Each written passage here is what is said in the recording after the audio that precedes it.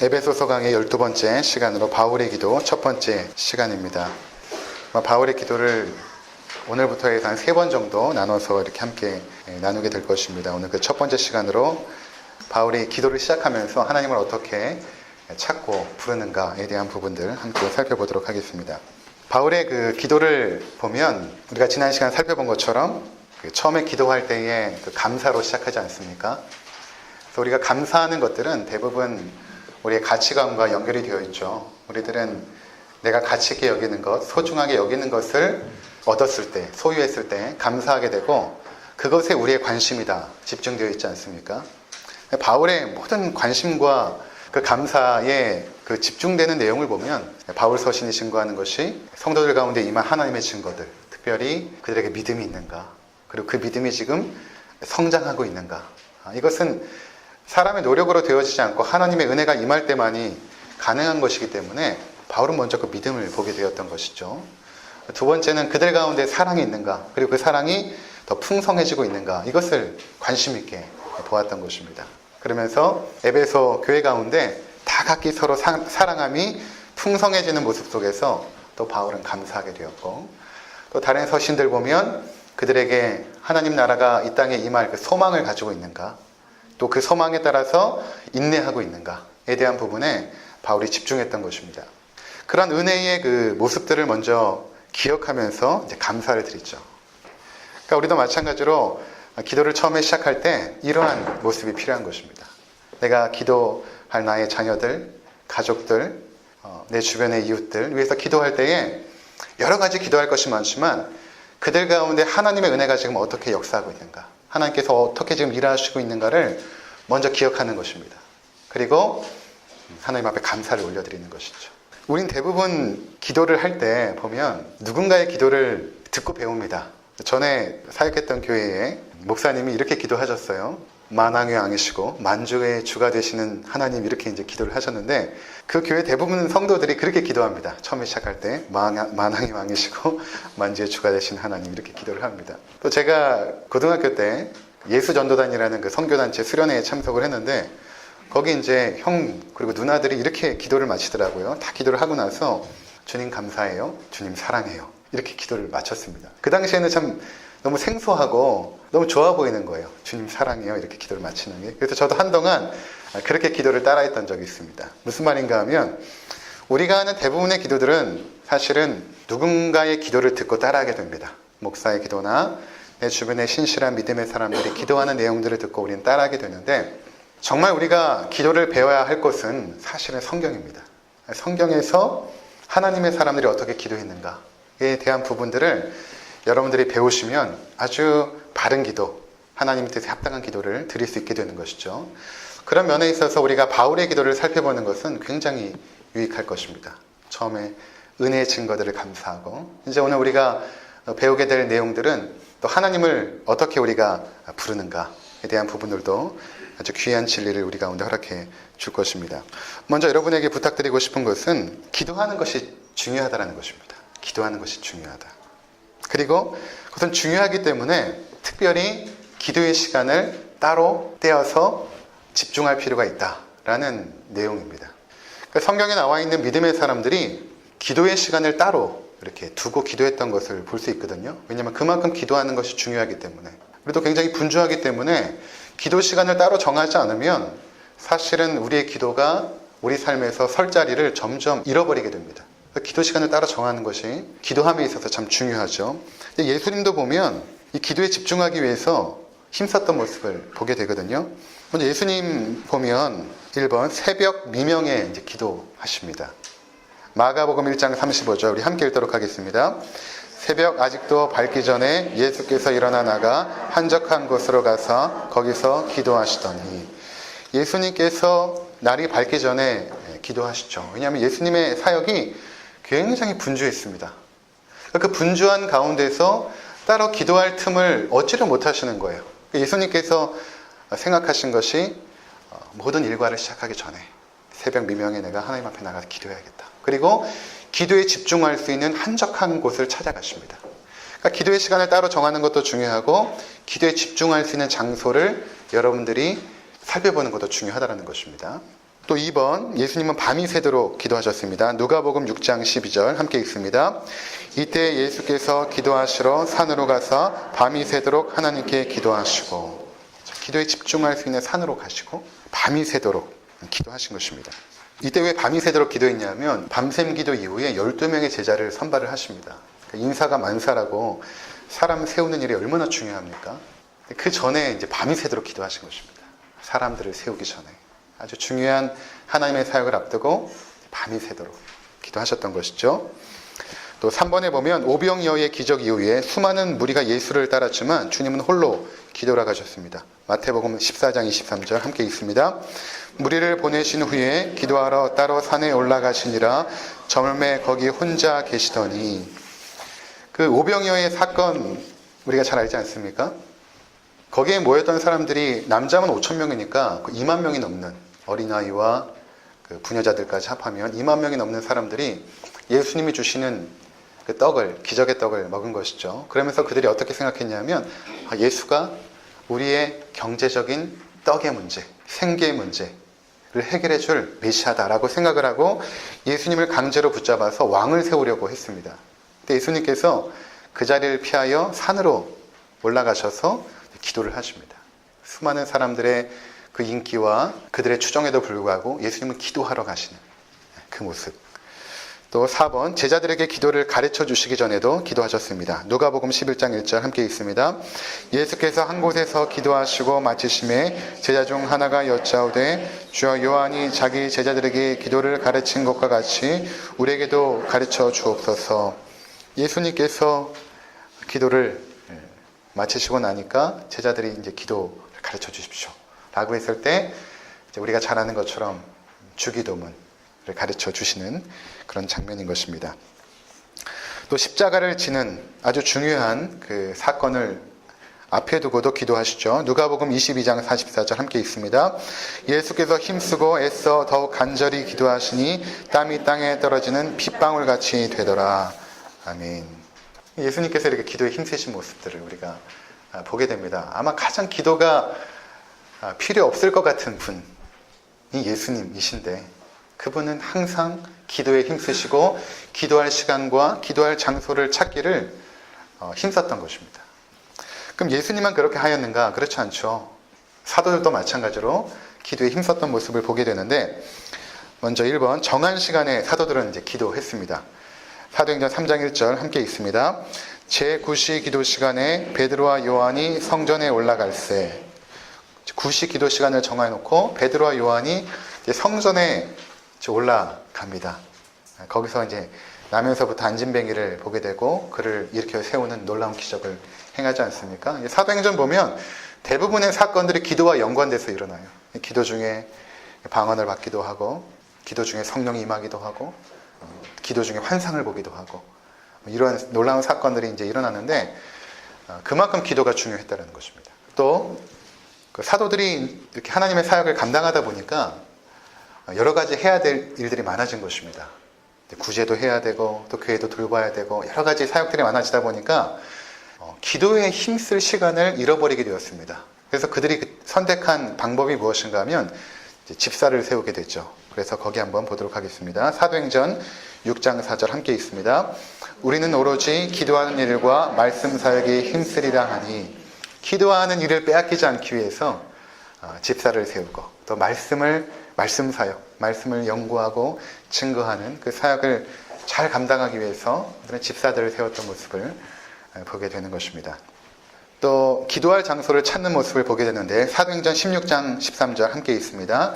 안식일에 우리가 기도할 곳이 있을까 하여 문 밖 강가에 나가 거기 앉아서 모인 여자들에게 말하는데, 바울이 빌립보 교회를 개척하게 된 그 배경 이야기거든요.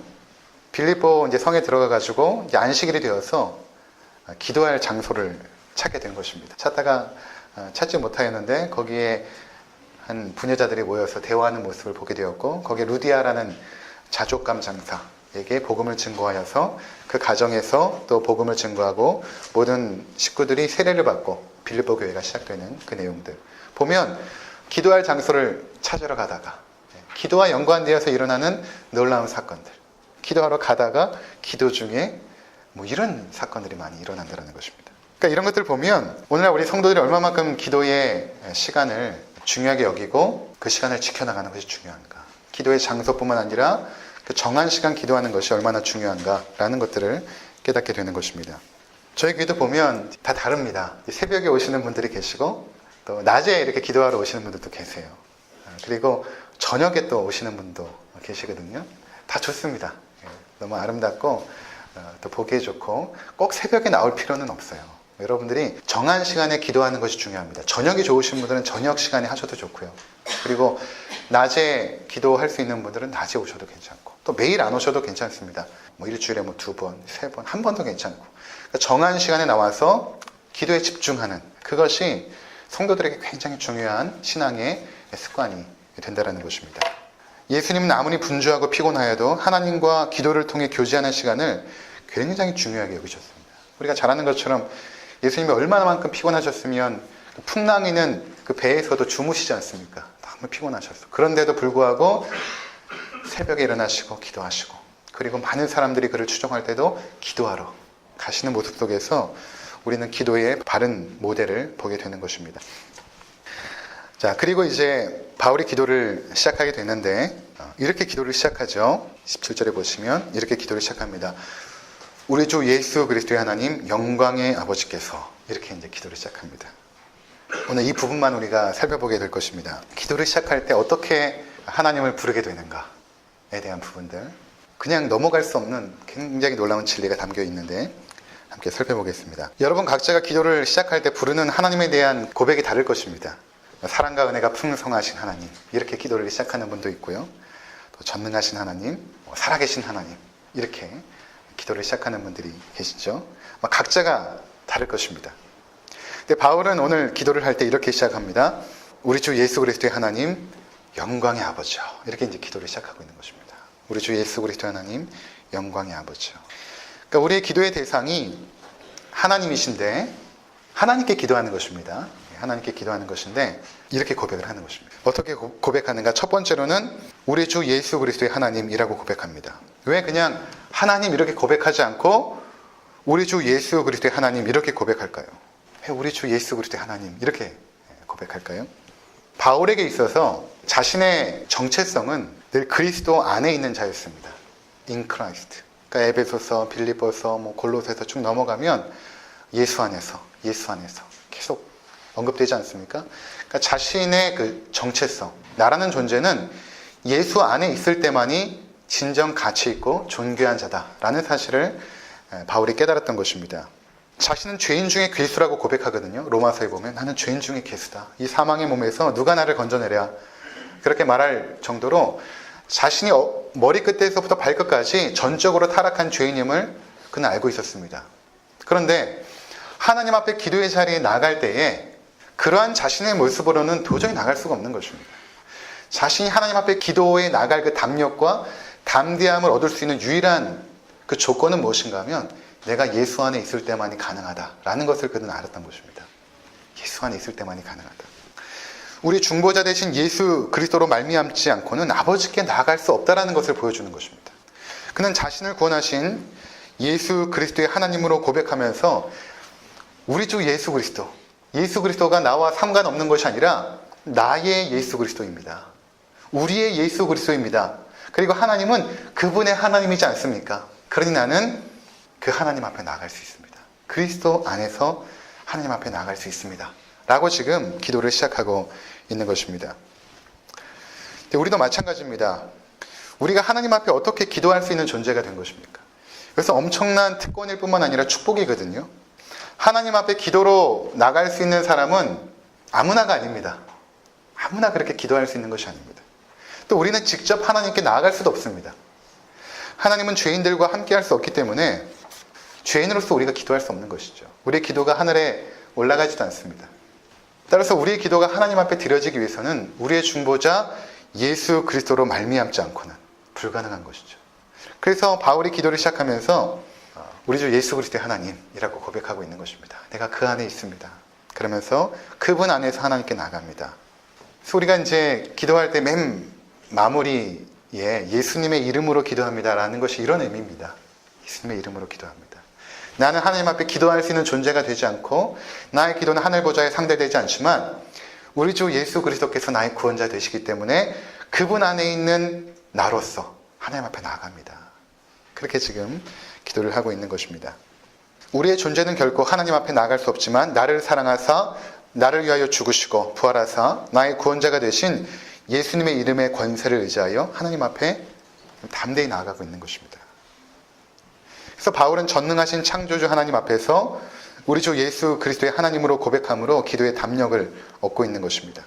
왜냐하면 자신이 그리스도 안에 있다는 확신 때문에 그런 것입니다. 내가 그리스도 안에 있기 때문에 나는 기도할 수 있다. 두 번째는 무엇인가 하면 영광의 아버지입니다. 영광의 아버지. 이것도 그냥 지나칠 수 없는 그런 내용입니다. 왜 영광의 아버지라고 했을까? 영광이라는 단어는 하나님께만 사용되어지는 단어입니다. 영광. 우리 많이 이제 하나님께 영광을 돌리십시다. 뭐 이런 이야기 많이 하지 않습니까? 이 영광이라는 것은 하나님의 그 성품이나 아니면 하나님의 능력, 이런 것들이 이 피조 세계에 나타날 때, 드러날 때 그것을 바라보는 우리가 하나님의 영광이 나타났다 이렇게 말하는 것이거든요. 예를 들어서 하나님의 능력, 하나님의 지혜, 하나님의 거룩하심, 이런 것들이 피조 세계에 나타나죠. 시편 8편에 보니까 시인이 이렇게 고백합니다. 여호와 우리 주여, 주의 이름이 온 땅에 어찌 그리 아름다운지요. 이제 피조 세계를 보면서 온 땅에 어찌 그리 주의 이름이 아름다운지요. 그러면서 주의 영광이 하늘을 덮었나이다 이렇게 말합니다. 주의 영광이 하늘을 덮었나이다 이렇게 고백하고 주께서 베풀어 주신 달과 별을 내가 보오니 사람이 무엇이간데 주께서 저를 생각하시며 인자가 무엇이간데 주께서 저를 생각하시나이까. 자연 만물과 자신을 바라보면서 그 가운데 깃들어 있는 하나님의 전능하심, 하나님의 거룩하심, 하나님의 완전하심, 그것을 보면서 하나님의 영광이 나타났구나. 하나님의 영광이 나타났구나. 우리의 꽃 한 송이만 보아도 얼마나 아름답고 완벽합니까? 완벽합니다. 하나님이 창조하신 그 모든 것들은 완전합니다. 그것을 바라보면서 하나님의 영광이 나타났구나. 이렇게 말하는 것입니다. 따라서 영광이라는 단어는 사실 하나님께만 허락된 것입니다. 하나님께만 허락된 것입니다. 그런데 영광의 아버지라고 고백하고 있거든요. 영광의 아버지. 그러니까 영광의 하나님이 아니라 영광의 아버지 이렇게 고백하는 것입니다. 원래는 영광의 하나님 이렇게 해야 맞는 것입니다. 근데 바울은 영광의 하나님 이렇게 하지 않고 영광의 아버지 이렇게 고백하고 있는 것입니다. 영광이라는 것은 하나님의 전능함, 완전함, 거룩함, 능력을 나타내는데 그 영광의 하나님이 나의 아버지가 되신다. 이렇게 고백하는 것입니다. 그 영광의 하나님이 나의 아버지가 되십니다. 이것은 영광이라는 것은 하나님의 전능하심, 그분의 초월주 되심, 그분의 권능을 표현한다면 아버지라는 것은 어떤 표현입니까? 그 초월하신 하나님이 우리 안에 내재하시는 분, 우리와 함께 계시는 분이라는 의미가 있습니다. 그 전능하신 하나님이 인격적으로 나와 함께 하시는 분이라는 의미가 있습니다. 그러니까 영광의 아버지라는 것은 전능성과 인격성, 초월성과 내재성을 함께 묶은 그런 용어가 되는 것이죠. 이것이 우리의 기도에 얼마나 큰 담력과 담대함을 주는지 모릅니다. 하나님이 우리 아버지가 되시기 때문에 기도할 수 있는 것입니다. 예수님께서 기도를 가르쳐 주시면서 이렇게 기도 시작하지 않습니까? 하늘에 계신 우리 아버지 이렇게 말합니다. 하늘에 계신 우리 아버지. 우리는 지금 하나님을 아버지라고 부르는데 별로 감동이 없습니다. 그렇죠? 별로 감동이 없어요. 하나님 아버지 이렇게 하다 보니까. 그런데 예수님께서 그 당시 제자들에게 기도를 가르쳐 주면서 하늘에 계신 우리 아버지 했을 때는 제자들이 자신의 귀를 의심할 만큼 큰 충격을 받았습니다. 왜냐하면 그들에게 있어서 하나님은 너무나 거룩하고 전능하시고 위대하신 분이기 때문에 하나님의 이름조차 발음할 수가 없었습니다. 하나님이라는 단어를 입에서 낼 수가 없어요. 그래서 구약의 서기관들도 성경을 대필할 때 하나님이라는 단어가 나오면 목욕을 하고 나와서 깨끗하게 자신이 죄가 있는지 없는지를 점검하고 나서 하나님이라는 단어를 쓰지 못하고 야훼라고 썼습니다. 나중에는 이 야훼를 아도나이라고 신약시대는 바꿔서 쓰기 시작했죠. 아도나이 이렇게. 하나님이라는 단어를 쓸 수가 없어요. 그래서 마태복음에 보면 하나님이라는 단어가 별로 나오지 않죠. 예를 들어서 원래 하나님 나라 이렇게 해야 되는데 마태복음에 보면 천국 이렇게 말하죠. 그러니까 그만큼 하나님이라는 단어는 존귀한 단어입니다. 함부로 쓸 수가 없어요. 제 친구가 이스라엘에서 교회를 섬기다가 온 친구가 있는데 그 친구가 그런 얘기 하더라고요. 그 이스라엘의 교회를 이렇게 예배당을 얻어놓고 이제 바깥에다가 하나님은 사랑이시라 이렇게 이제 히브리 말로 써놓은 거죠. 하나님은 사랑이시라. 그 다음날 교회를 가는데 하나님 자가 띄어진 것입니다. 하나님이라는 단어를 벽에 붙일 수가 없는 거예요. 이 사람들은 너무나 존귀하고 거룩하기 때문에. 그래서 신학자 중에 예수님이 하나님을 아버지라고 부르는 그것이 너무나 궁금해서 그 이전의 모든 문서들을 다 조사해 본 것입니다. 하나님을 과연 아버지라고 부른 경우가 있는가? 문서를 다 조사해 봐도 단 한 건도 발견하지 못한 것입니다. 그러니까 하나님은 아버지라고 부를 수가 없는 거예요. 근데 예수님께서 뭐라고 말씀하시냐면 기도를 가르쳐 주시면서 하나님은 너희 아버지라고 불러라. 너희 아버지라고 불러라. 그들이 느꼈을 그 충격과 그 감동이 어떠했을까요? 바울이 지금 그 영광의 하나님을 아버지라고 부르는 것입니다. 아버지. 우리가 이미 살펴본 것처럼 에베소서 1장 5절에 보면 우리가 하나님의 아들이 되었다. 그렇게 말하지 않습니까? 하나님의 아들로 입양되었다. 라는 의미죠. 하나님의 아들로 입양이 되었다. 그래서 이제는 하나님을 아빠라고 부를 수 있는 것입니다. 아빠, 아버지. 저는 희수와 의성의 아빠입니다. 우리 아이들이 스스럼없이 저에게 와서 안기죠. 자신들이 필요한 것이 있으면 저에게 요청합니다. 아빠 이거 사줘. 이거 해줘. 제가 아침에 일어나서 제일 먼저 하는 일이 아이들 기저귀를 확인하는 일입니다. 배변이나 오줌이 있으면 갈아주죠. 귀찮은 일이지만 그렇게 합니다. 당연히 아빠기 때문에. 근데 그렇다고 제가 다른 아이들의 기저귀를 갈아주진 않습니다. 그 아이들이 뭔가를 필요하여 저에게 요청하여도 저는 관심이 없습니다. 저는 어떻게든 내가 가진 것들을 다 동원하여서 우리 아이들의 필요와 원함과 그들을 서포트해 주기를 원하는 마음이 있습니다. 옆집 아이의 필요나 원함에 관심을 가지지 않습니다. 예수님께서 우리를 하나님을 아버지라고 부르게 했을까? 그것도 아빠, 아버지. 아빠라는 의미에 가까운데 왜 그렇게 친밀하게 전능하신 하나님을 부르게 했을까? 그것은 그 존귀하신 하나님을 경외하고 두려운 마음을 갖는 것도 중요하지만 한편에서는 그분은 친밀하게 여기라는 뜻입니다. 그 하나님 너무나 두려워하지 말고 두려워하는 마음을 가지되 한편에서는 아빠에게 나아가듯 친밀함으로 나아갈 것을 원하시는 것입니다. 기도할 때만큼은 너희가 친밀하게 다가서라.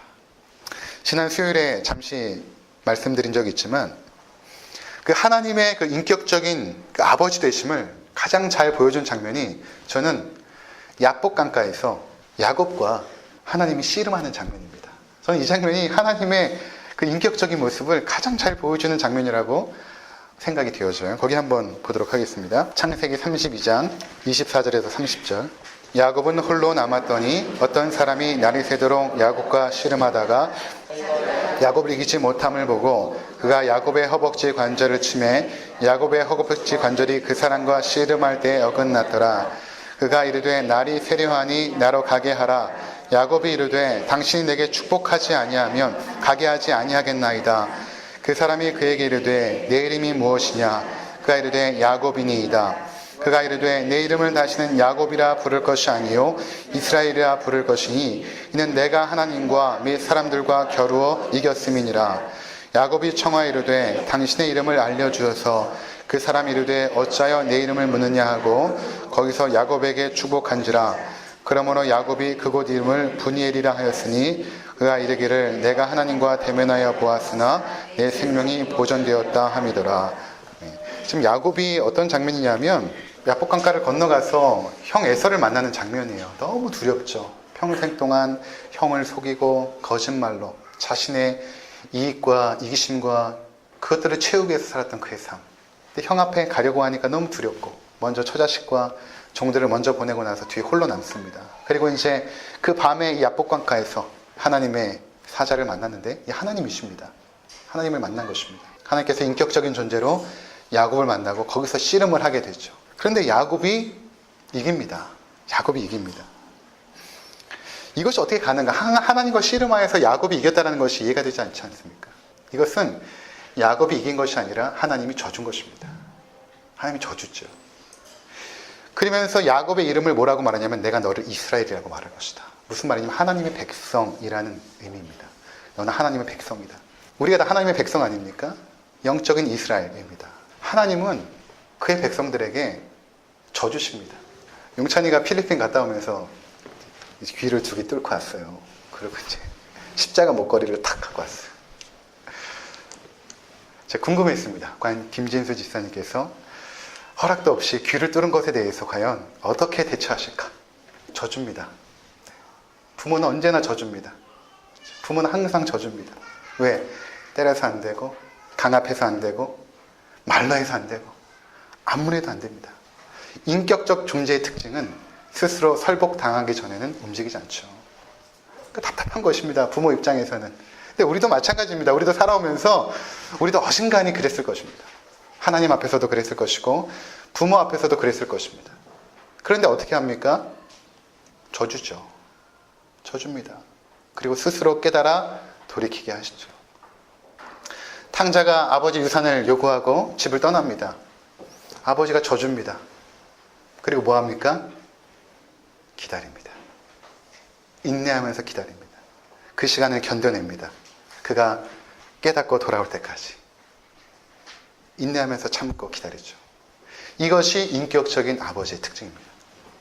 그래서 우리가 기도할 때에 이것 때문에 하나님 앞에 조르는 것입니다. 하나님을 붙잡는 것입니다. 만약에 하나님이 어떤 우주의 질서나 원칙과 법이라면 그냥 전능하신 하나님으로만 계시다면 우리가 하나님 앞에 어떻게 그렇게 조를 수 있고 때로는 징징댈 수 있겠습니까? 근데 그것이 가능한 이유는 아버지이기 때문에 가능한 것입니다. 그 아버지께서는 전능하신 창조주, 권능의 하나님입니다.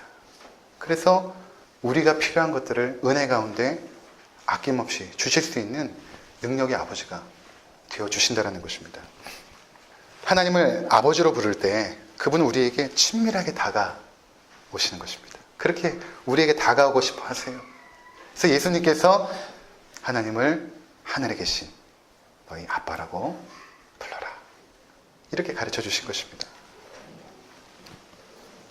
예수님께서 산상수훈에서 기도에 대하여 말씀하시면서 이런 말씀을 하십니다. 마태복음 7장 7절에서 11절 거기 함께 읽도록 하겠습니다. 시작.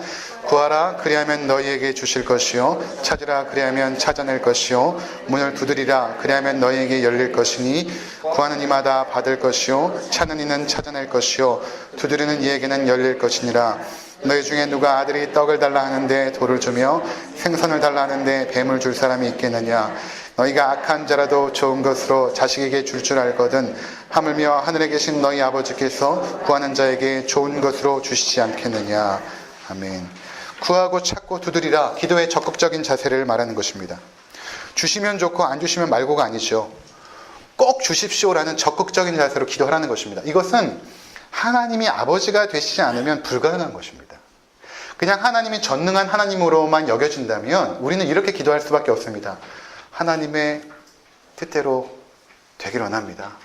결국 하나님의 뜻대로 될 것입니다. 이렇게밖에 기도할 수 없죠. 그렇지 않겠습니까? 하나님의 뜻은 전능하고 완전한데 내가 이렇게 기도하지만 하나님 그냥 하나님 뜻대로 해주세요. 이렇게 기도한다면 구하고 찾고 두드릴 필요가 없죠. 근데 예수님은 너희가 구하고 찾고 두드리라 이렇게 말씀하십니다. 그런 적극적인 기도의 자세가 요청된다. 왜냐하면 하나님의 아버지가 되시기 때문에. 세상의 악한 아버지도 자식이 달라고 하는데 나쁜 거 주지 않고 좋은 것 주고 싶어 하지 않느냐. 하물며 하늘에 계신 너희 아버지께서 구하는 자에게 좋은 것을 주시지 않겠느냐. 이 기도의 균형은 굉장히 중요한 것입니다. 하나님의 전능성과 그분의 인격성, 그분의 초월성과 그분의 내재성. 이것을 우리가 함께 마음에 담아 기도할 때 영광의 아버지 이렇게 표현하는 것입니다. 영광의 아버지. 저는 바울이 영광의 아버지라고 부를 때 그 마음의 감격이 어떠했을까를 생각해 봅니다. 기도의 자리에서 많은 말이 필요 없을 것입니다. 영광의 아버지 이렇게 불렀을 때 이미 기도의 문이 열리는 것이죠. 사랑하는 성도 여러분, 이제 우리가 하나님 앞에 이러한 성경적인 기도를 드려야 될 것입니다. 기도의 자리에서 하나님을 부르는 그 순간에 이미 우리는 그 전능하신 능력이 우리에게 인격적으로 아버지의 친밀함으로 다가오는 것을 여러분이 느끼실 것입니다. 하늘에 계신 분이 아니라 바로 내 앞에서 나의 기도를 자상히 듣고 있는 그 아버지를 여러분들이 마음에 떠올리시고 기도하신다면 우리에게 기도가 좀 더 새로워질 것입니다. 그 하나님 앞에 구할 때에 담대함과 담력으로 나갈 것입니다. 그렇게 기도하시는 우리 모두가 되시기를 주의 이름으로 부탁을 드립니다. 기도하시겠습니다.